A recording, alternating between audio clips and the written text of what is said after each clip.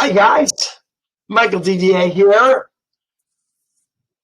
We're going to do 16 today. This is the story about the manna. But before we go there, I want to talk briefly as I can, about something that we read last week. I kind of scoffed, dare I say, when I read it.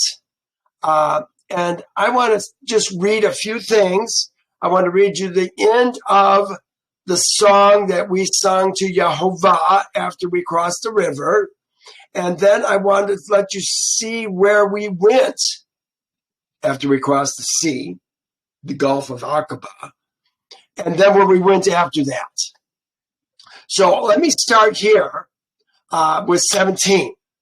This is kind of the end of the song, and I want to read 17 and 18. You will bring them in and plant them in the mountain of your inheritance, the place, Yehovah, which you have made for your own dwelling, the sanctuary, Yehovah, which you have established. Yehovah shall reign forever and ever. I'm reading this because I wondered, where did we think we were going when we crossed the river or crossed the Red Sea?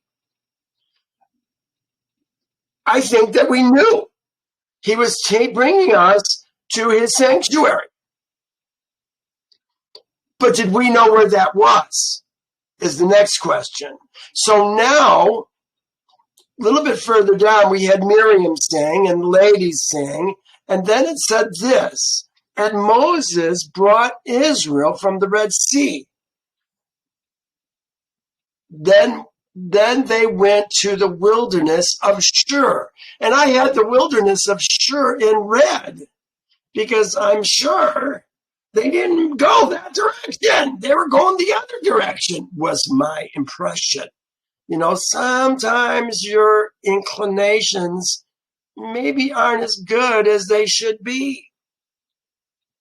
Were we heading straight to the mountain after we crossed?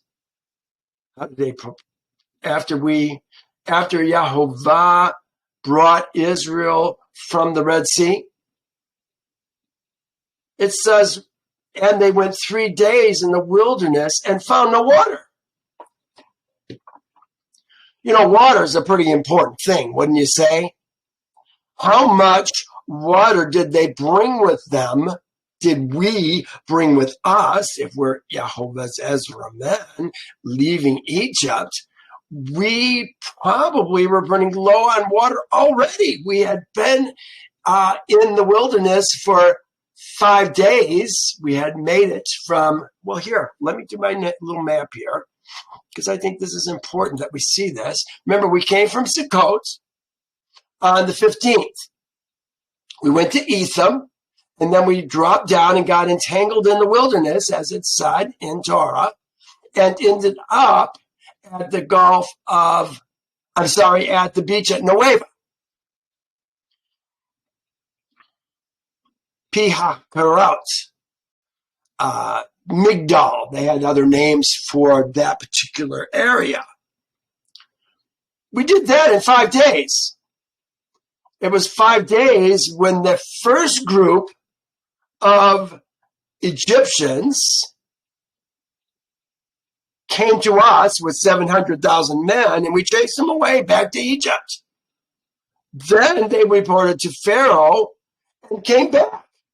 So already, how long has it been? 5, 6, 7, 8 days before we even cross over? Where are we getting this fresh water? You could argue it's the wadi, but is there water in the wadi right now? I don't know. Remember, that's how the peninsula was made there, the beach at Yehovah. It's that Yehovah, that's the current day, modern day place that they call that beach. It's a resort area. It's really beautiful. But now they've crossed over, and it says they're going to the wilderness of Shur. Well, if you pull up my map here, Shur is this area way up here. We crossed here, came from Etham, dropped down to Yehovah, crossed over, and then it says we're going back to Shur. And I thought, that can't be right, because here's Sinai. But if it took us, say, 8 days, 9 days to get across the Red Sea, why would it take us almost 40 days to get to Mount Sinai? See, we got to ask ourselves these kinds of questions. And then, because I got interested in this subject, I went to this verse, and look what it says. This is Numbers 33. It says this: they departed from Sukkot and camped at Etham. That is in agreement, which is at the edge of the wilderness. Edge of the wilderness. The edge of the wilderness. What is the wilderness? In this map, it said that the wilderness of the Red Sea is kind of the Sinai Peninsula. Remember, many people believed for years that Sinai, Mount Sinai, was on the Sinai Peninsula, which is probably why it got its name. Sinai's over here in Midian. But they're talking about the wilderness of Shur. But now look what it says in Numbers. Here it is. They moved from Etham and turned back to Pi-Hakerot, which is east of Bel-Zephon, and they camped at Migdal. Migdal is where we crossed the Red Sea. They departed from Hakerot and passed through the midst of the sea into the wilderness. Went 3 days journey, where? In the wilderness of Etham, and camped at Manna. The wilderness of Etham, this says. So now, remember, we just left Etham. Now it looks like we're going back to Etham. So let's look at our map again. It looks like we're going back to Etham. Gosh, I have so many maps. Which one should I open? Let's do this one. It looks like we came up, and we're going back to Etham. Now remember, this says Sinai Peninsula, but in the other map we were just looking at, it called it the Sinai, or they called it the, what did it call it? The wilderness. The wilderness of the Red Sea, which would make sense. Here's the, these are the two gulfs, the Gulf of Aqaba, and this is the Gulf of Suez. This is where the Suez Canal is, going towards the sea from here to here. So it would make sense that this is a wilderness. There's nobody there. But is that the wilderness that we were talking about? Because it's talking about the Shur wilderness, the wilderness of Shur. I don't know. So then I got looking at Mara. Remember, we went to Mara. So Mara somewhere appears to be up this direction, which kind of would make sense if we thought we were going to the Promised Land. But did we think we were going to the Promised Land, or did we think we were going to the Elohim's mountain? I don't know. These are things that we have to ask ourselves. So then we talk about the wilderness of Sin, because that's where Elim is. Let me just show you where we went. Here we are. They moved from Mara. They were there for Mara. They had water. That's so that, got to have water. You can only go a few days without water. We started with water, but I think it ran out. At Elim were 12 springs. So we were there for a while and had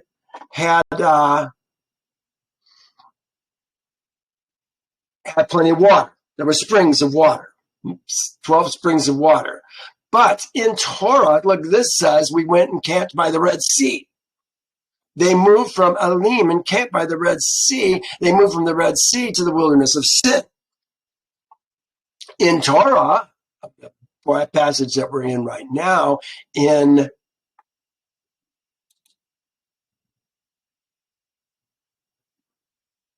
Exodus, it says, wilderness of Shur, Mara, Elim, and then from Elim, there is no place by the sea, as it says in Numbers. We start our next chapter. Our next chapter says, and they journeyed from Elim, and all Israel's congregation, Israel's seeds congregation, came to the wilderness of Sin. The wilderness of Sin. Where is that? I found a Sin desert. I found the wilderness of Zin. Z-I-N, which I kind of think that might be what we're talking about. Except that it says, which is between Elim and Sinai on the 15th day of the second month. So where is Elim? You know, when you do a search for this word, here I can highlight it. I can click on it right down here. It goes to Elim. So I know that my dictionary is going to find Elim. Here's Elim. And if I look at Smith Concordance, see this Wadi Gurandal? Many of the dictionaries in here talk about the Wadi Gurandal. Where is the Wadi Gurandal? It says it is generally identified by the best authorities with Wadi Gurandal, talking about Elim, about halfway down the shore of the Gulf of Suez. Keep in mind that many taught for years that the Gulf of Suez was where we crossed the Red Sea, and they treat it like it was a swamp that we made it through, but the Egyptians, they got sagged down and drowned in that muddy water.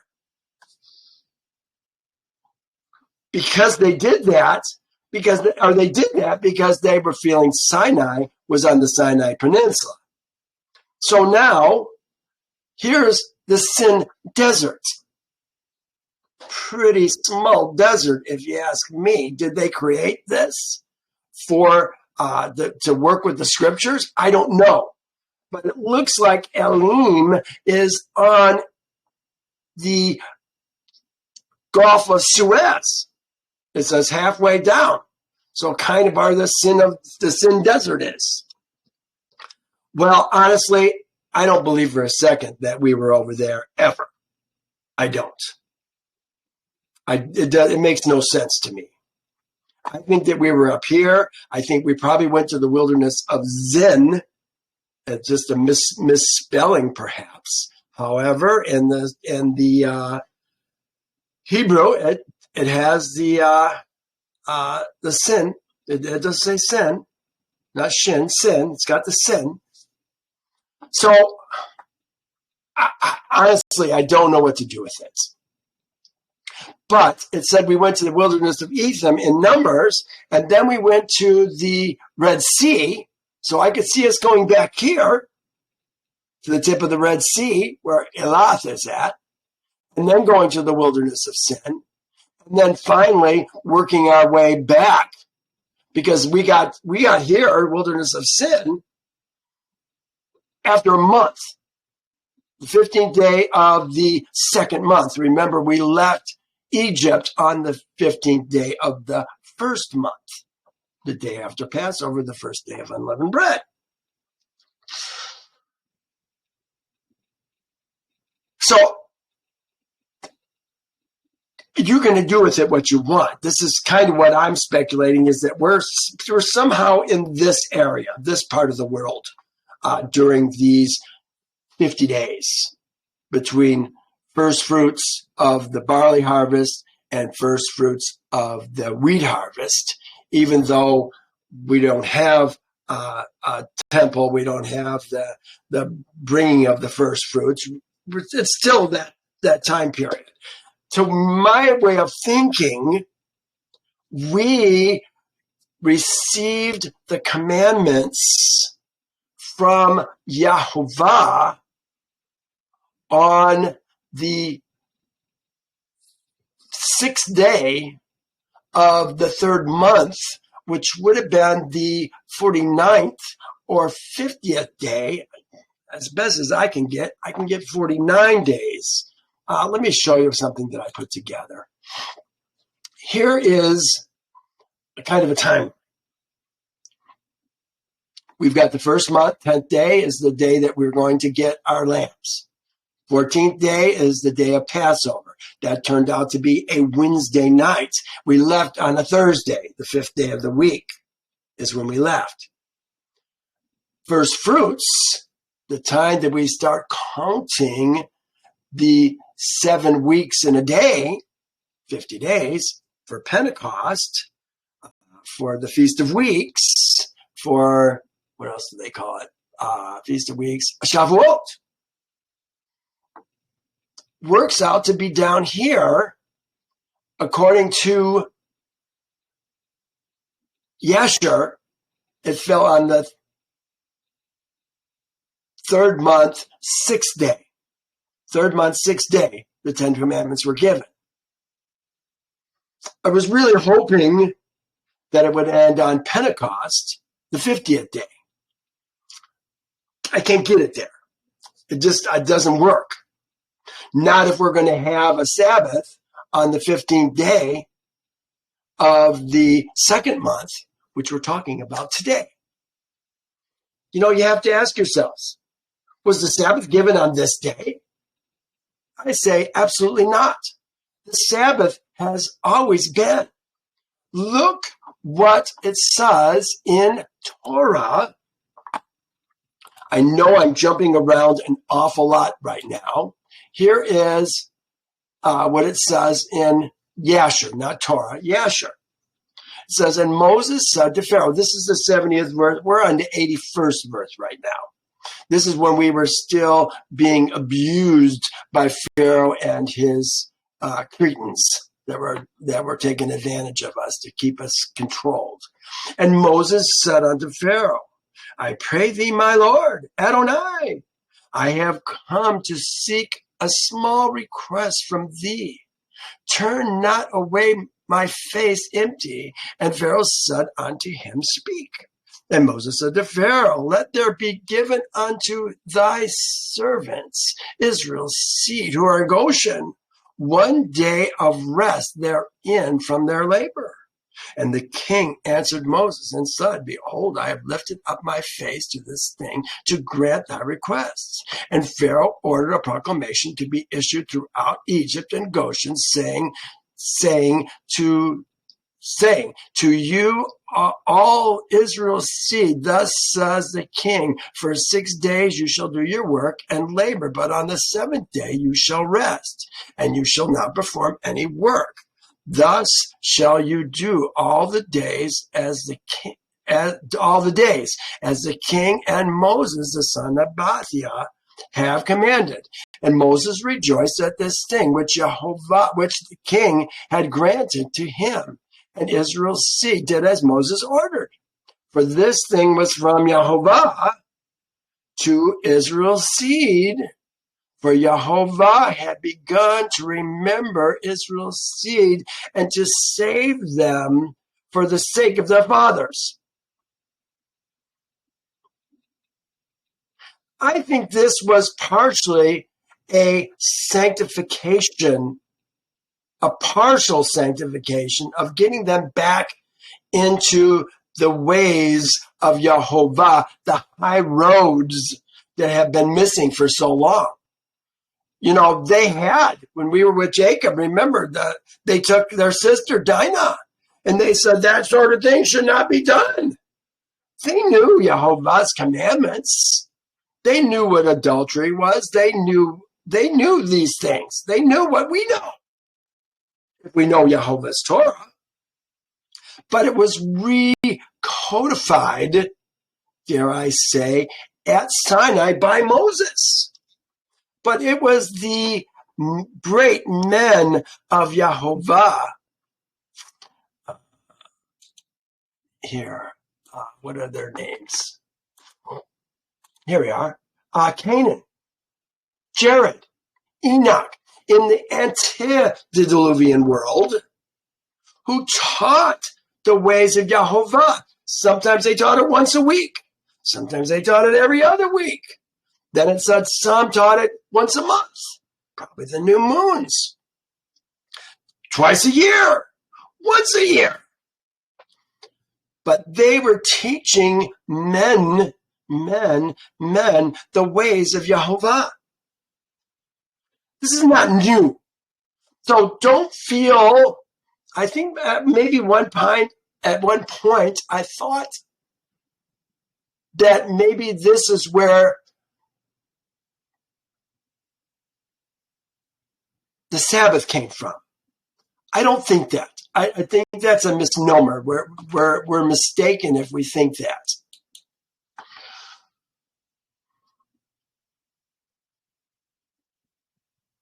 So let me continue here. It says, and they journeyed from Elim, wherever that is, and all the congregation of Israel's seed. The congregation that we're using here is Edah, assemblage, the families.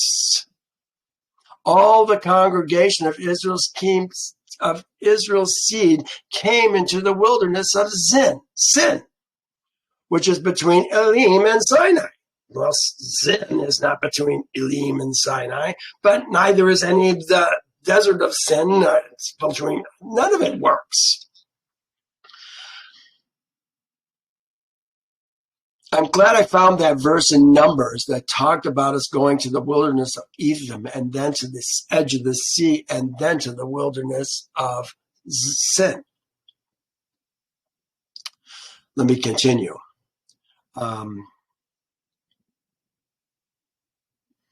Then the whole congregation, same word, here it is right here, Adah, the whole congregation of Israel's seed complained against Moses and Aaron in the wilderness. This is 1 month after we have left Egypt. You know, you can go for quite a long time without food. Water, you gotta have pretty regularly. Remember, we crossed the Red Sea and it was 3 days before we got water at Marah with the bitter waters. We threw the tree in and then it became good waters. We went to Elim. We had good waters, 12 wells. Now we're going to the wilderness of Sin, as it says. I think it's Zin. And we got no food. It's been a month. Where are we getting our food? You know, some of the food came out on hoof. It walked out with us. And we probably ate some of those animals while we were wandering that first month. But now we're getting to have a little bit of problems. And I can hear the children, the women, the wives, the servants, the ger, all complaining to Yehovah's Ezra men, Israel's seed. Complaints go up the ladder. Here, down here, I put their families and their ger. I'm looking down here, guys. Their families, their ger, they complain to Israel's seed. Israel's seed complains to the elders. Because there's elders that Israel's seed is going to talk to. They complain to Moses. And Moses complains to Yehovah. Well, when Yehovah speaks, he doesn't speak to the ladies. He doesn't speak to the ger. He doesn't speak to the children. He speaks to Moses and sometimes to Israel's seed. Moses never speaks to the ladies. You don't speak to another man's woman. See, we've got to understand communication processes as they go up and down the ladder. This is why ladies don't go into the temple. The men go into the temple. The men tell the ladies what Yehovah tells them and what they need to do. But it's the men's decision as to what's going to happen in their families. Some are going to obey Yehovah, some won't. But as long as the ladies are obeying their man, they're in good shape. So, Israel's seed is complaining to Moses and Aaron in the wilderness. What wilderness are we talking about? It's the wilderness of sin. And Israel's seed said to them, Moses and Aaron, "Oh, that we had died by the hand of Yehovah in the land of Egypt, when we sat by the pots of meat, and when we ate bread to the full. For you have brought us out into the wilderness to kill this whole assembly with hunger." Do you hear the difference between what we just read and what we're reading now? That's why I started by saying with what we started with today, the end of their song.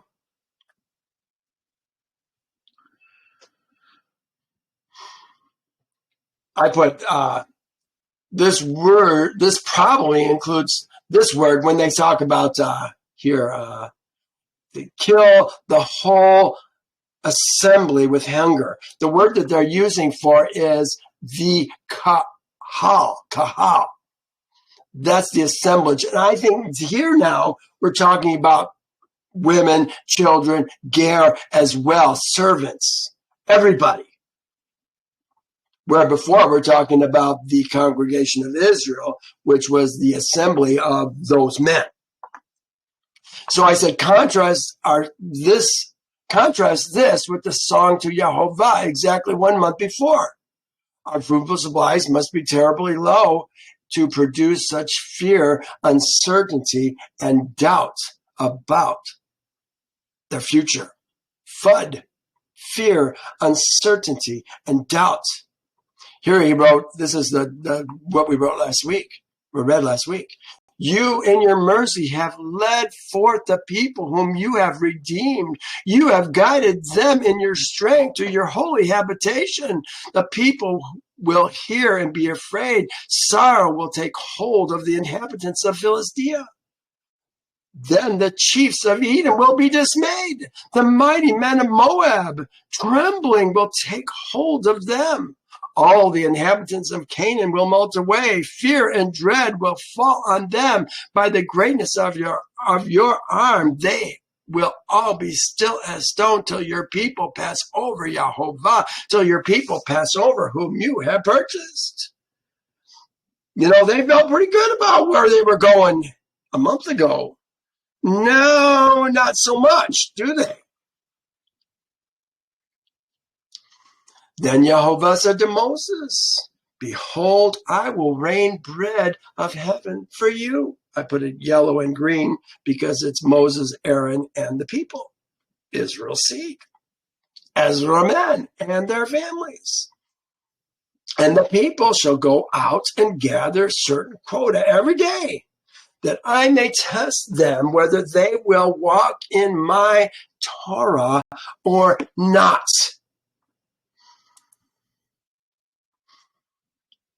The bread they're talking about is lechem, but that is pretty much food.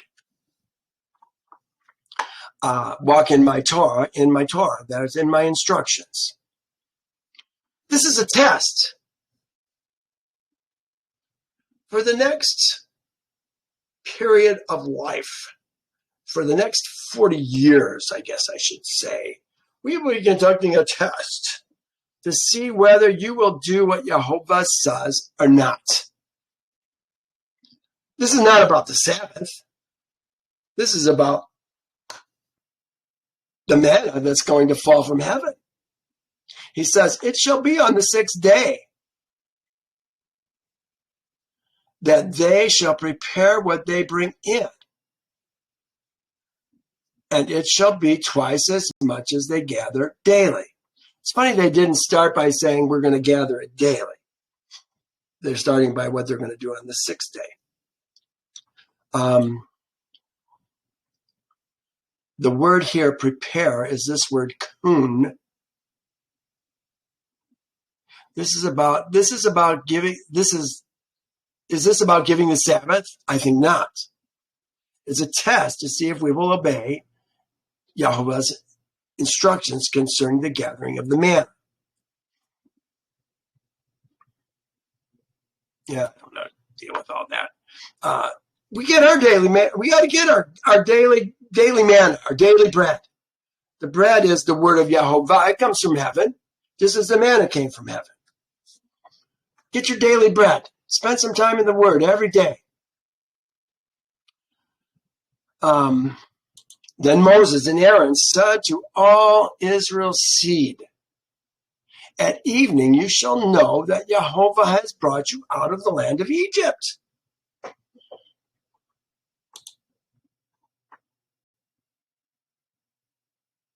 But tonight is the evening, still the 15th day. Answers go back down the ladder. Go back down through the command structure. Sunday morning, the 16th day of the second month, the manna began. And that is what happened. 6 days you shall gather. On the seventh day, I have heard the complaints, and you shall know that I am Yehovah. Okay, you're going to be filled. You shall know that I am Yehovah. And in the morning, you shall see the glory of Yehovah, for he hears your complaints against Yehovah. But what are we that you complain against us? Well, what are you? You're in the command structure, Aaron and Moses. That's what you are, and that's why we complain to you. And Moses said, this shall be seen when Yehovah gives you meat to eat in the evening, and in the morning bread to the full. For Yehovah hears your complaints, which you make against him. And what are we? Your complaints are not against us, but against Yehovah. Well, that is absolutely true. Their complaint is against Yehovah. I don't remember. It looks to me like the meat is going to come this very night. What were they? Quail? Seems like it was quail.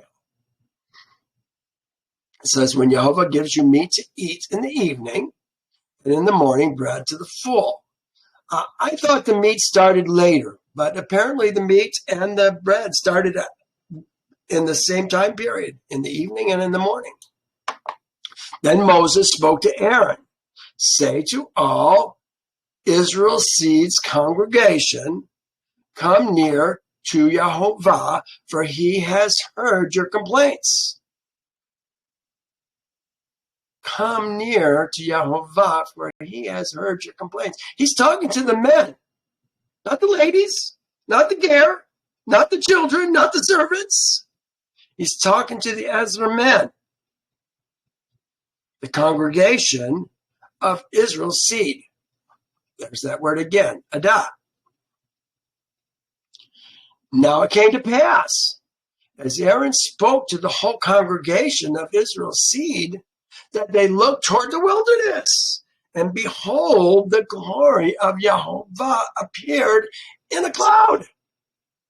15th day of the second month, Yehovah is appearing in the cloud. It's interesting to me too that we didn't do a Passover, we didn't do a second Passover in this month. It doesn't appear that we did anyway. We're going to do it in the second year. We're going to do a first Passover and a second Passover. But the second Passover for this month would be today, the 15th day. Well, 14th day. I guess it would be the evening before. Did they do it? I don't know. So now Yehovah is speaking, and Yehovah spoke to Moses saying, I have heard the complaints. He says, Yehovah appearing in a cloud. Yehovah always appears in a cloud or fire. I have heard the complaints of Israel's seed. Speak to them, saying, at twilight you shall eat meat, and in the morning you shall be filled with bread, and you shall know that I am Yehovah, your Elohim. There's that word that we always see. Ani Yehovah Elohehu. I am Yehovah, your Elohim. This is y'all. This is y'all. Elohi, you're all your Elohim. Remember when it says Elohi of Abraham, Elohi of Isaac, Elohi of Jacob. This is how they say Elohi. I am your God.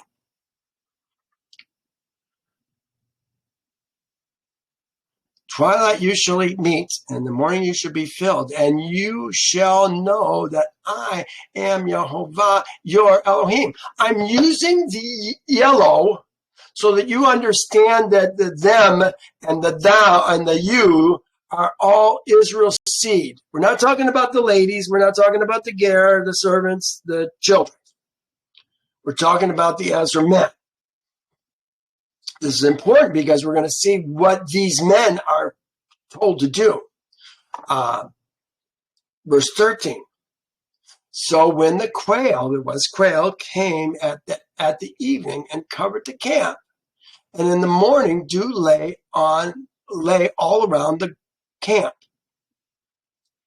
So the quail started on the 15th, on the evening of the 15th, probably just before sunset. They got the time to pick it up and process it. And the manna came in the night. It was heavenly made, formed on the ground, just like his men are starting to form all over, form in these days at Passover.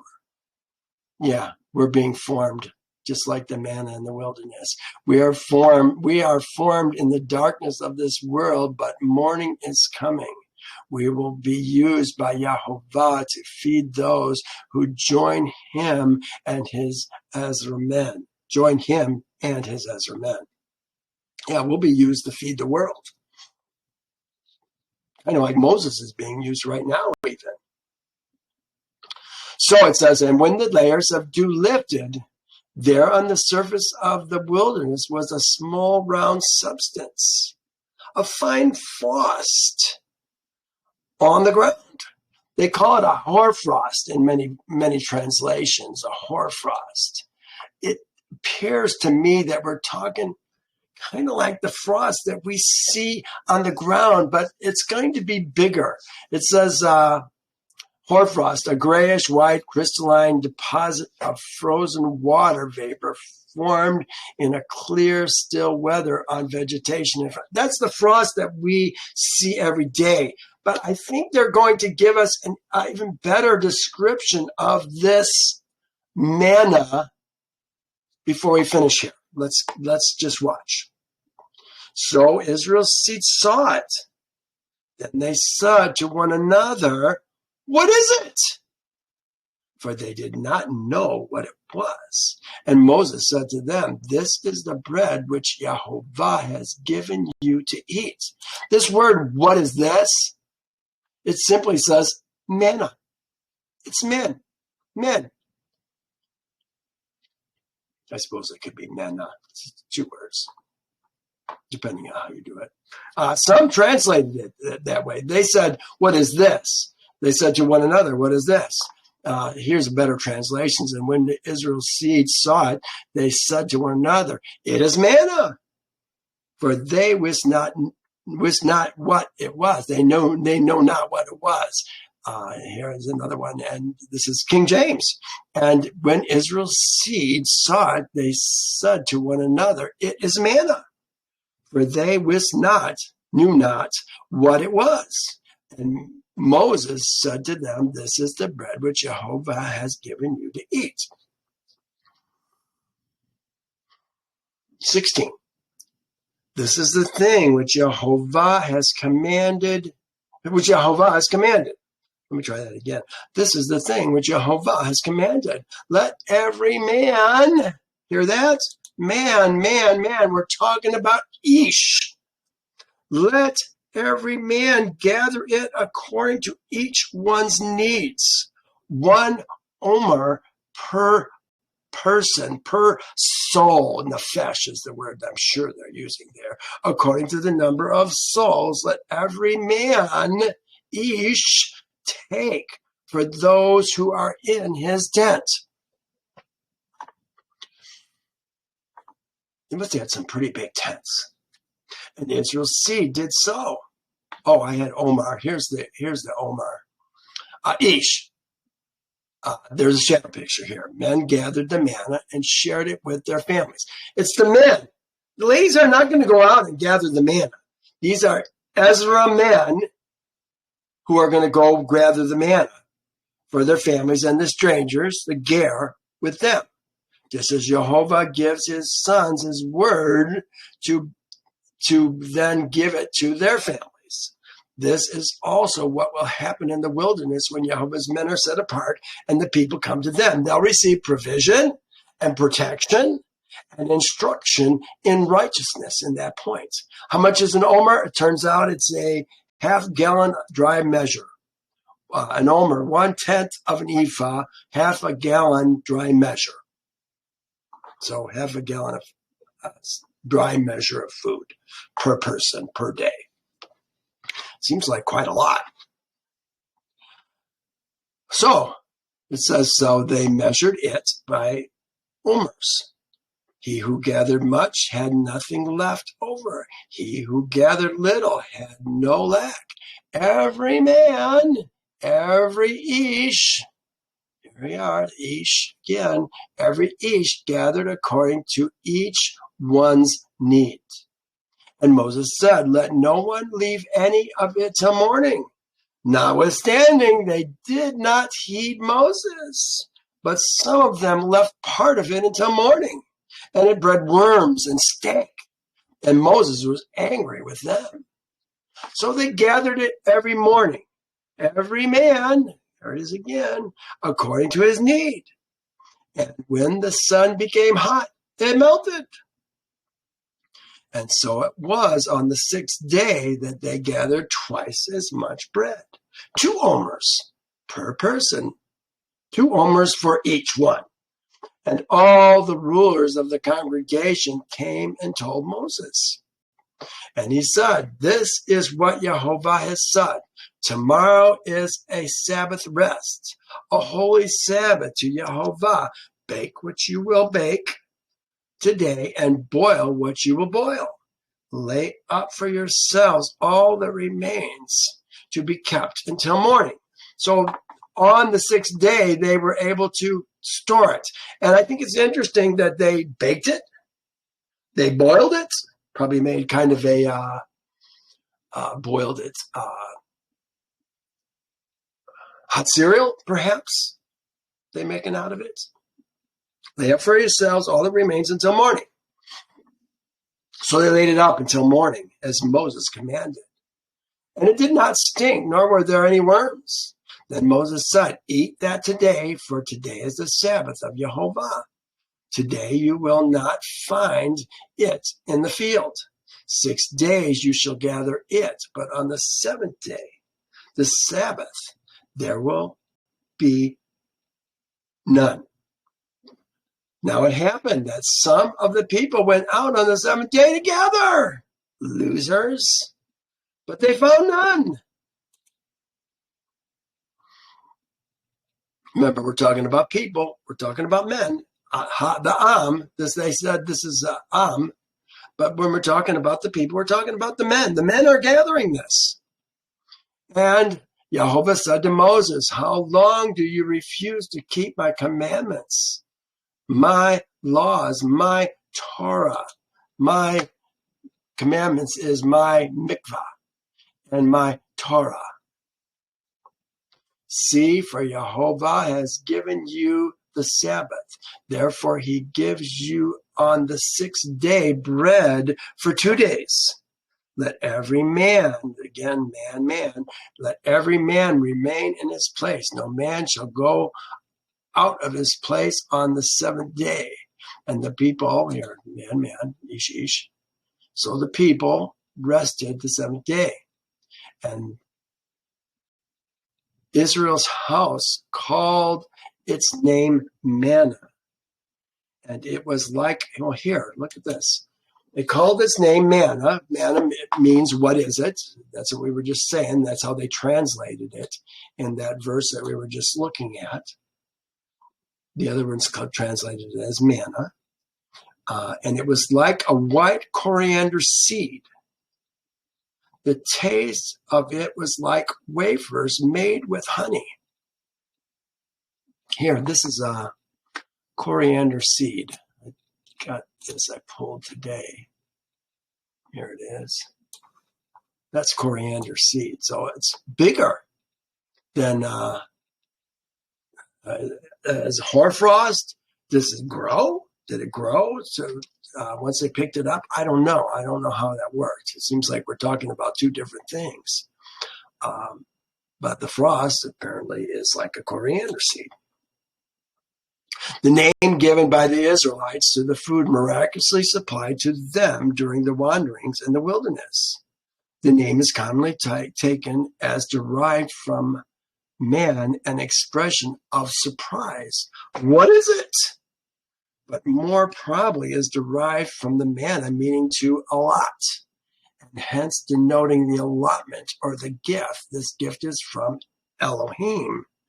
It is described as a small round thing like hoarfrost on the ground and like coriander seed of the color of bdellium. We get that coriander seed in the bdellium. It comes from Numbers as well, the color of bdellium. And in taste like wafer made from honey. It was capable of being baked, boiled, ground in a mill, or beaten in a mortar. Yeah, there's the verse from Numbers. The people went about to gather it. Again, the people went about to gather it. If you didn't know better, you'd think all the people are doing it, but these are the men, the Ezra men that are doing this for their families. The ladies are going to be grinding it when the men bring it back. Okay, 1632. And Moses said, this is the thing which Yehovah has commanded. Fill an omer with it to be kept for your generations. You know, this is something that I think was meant to be in the ark. There's several things as we go through Torah that seem like they're supposed to be in the ark. And this is one of them. I remember there was a rod of Aaron that budded that was supposed to go in the ark. Where's the ark? You know, people say, oh, we know where the ark is. No, I don't think you do. If you look at it, you're going to die. And Moses said to Aaron, take a pot, put an omer of manna in it, and lay it up before Yehovah to be kept for your generations. Yeah, this was going to be in the testimony. And Yehovah commanded Moses and Aaron commanded Moses, so Aaron laid it up before the testimony to be kept. The testimony. There isn't even a testimony yet. So it's kind of like, is this a future thing? Is this something that's, how does this work? These last 4 verses seem to be written about some future time. The testimony has not yet been given, and the ark that will hold it has not yet been made. Here, this is Exodus 25, for you shall put a mercy seat on top of the ark, and in the ark you shall put the testimony, that is the 10 commandments that I will give you. Then when he had made an end to speaking with him on Sinai, he gave Moses 2 tablets of the testimony, tablets of stone, written by the finger of Elohim. So this is before the testimony. It's going to be put in the ark with the testimony is where it's supposed to go. And Israel's seed ate manna 40 years until they came to the inhabited land. They ate manna until they came to the border of the land of Canaan. Then they had to go forage their own food. Now, an omer is 1/10 of an ephah. So we saw what that actually was. About a half gallon dry measure. All right. Well, we're going to stop here today. Remember, this is a test. For the next 40 years, we will be conducting a test. Thank you for joining me. We'll see you next time. Yehovah bless you very well. Bye now.